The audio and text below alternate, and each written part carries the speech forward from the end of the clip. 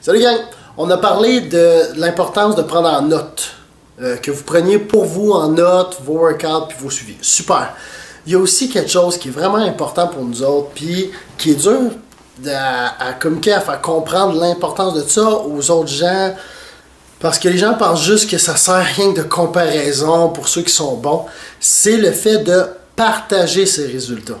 Okay? Quand vous faites des workouts, peu importe quel box de CrossFit que vous êtes, il y a toujours une place pour écrire soit nos PR, nos meilleurs résultats, ou écrire juste les résultats justement de la journée. Ah, c'était ça le workout, écrivez vos scores, super, partagez-les sur Internet ou sur les tableaux.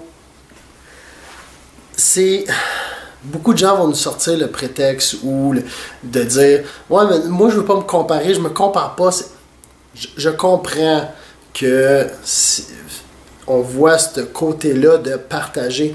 Mais autant qu'on va partager les connaissances qu'on a avec les autres pour essayer de faire en sorte que les autres s'améliorent, le fait aussi de savoir quel est le style de performance auquel il faut s'attendre dans un workout aide énormément beaucoup de gens et vous l'êtes tout affecté, que vous vouliez ou vous ne vouliez pas. Et quand on compare, c'est pas juste pour dire « Ah, le meilleur c'est lui aujourd'hui, le meilleur c'est elle ».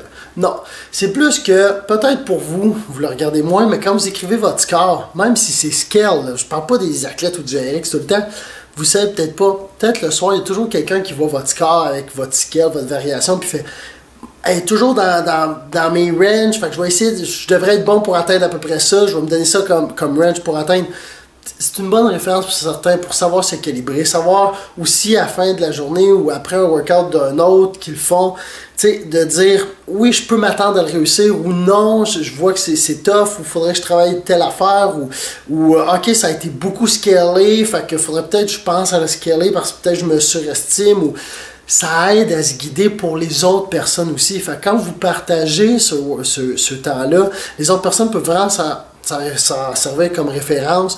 Certains, ça les motive parce que oui, ils voient un workout d'une personne qu'ils connaissent, ah, faites bon, je vais essayer de la battre. C'est correct, ça peut être ça. Sinon, ça peut juste être d'essayer de rendre ça réalisable, de faire, mon Dieu, ok, je vois que je suis pas tout seul. C'est pas tous des monstres, des beasts. Il y a du monde qui font des performances qui sont normales, là, à lesquelles je peux me référer, à laquelle je fais, ok, je suis pas tout seul à faire cette performance-là, que je pensais que j'étais mauvais parce que toute fois que je vais m'entraîner, j'ai des bêtes à côté de moi.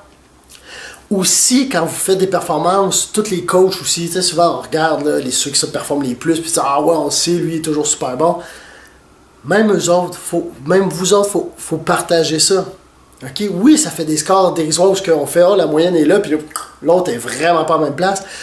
Mais il faut le mettre aussi quand la performance n'est pas bonne. Vous avez le droit d'être fier de vos bonnes performances, ok? Il faut le montrer. Quand vos performances sont moins bonnes, il faut le montrer aussi.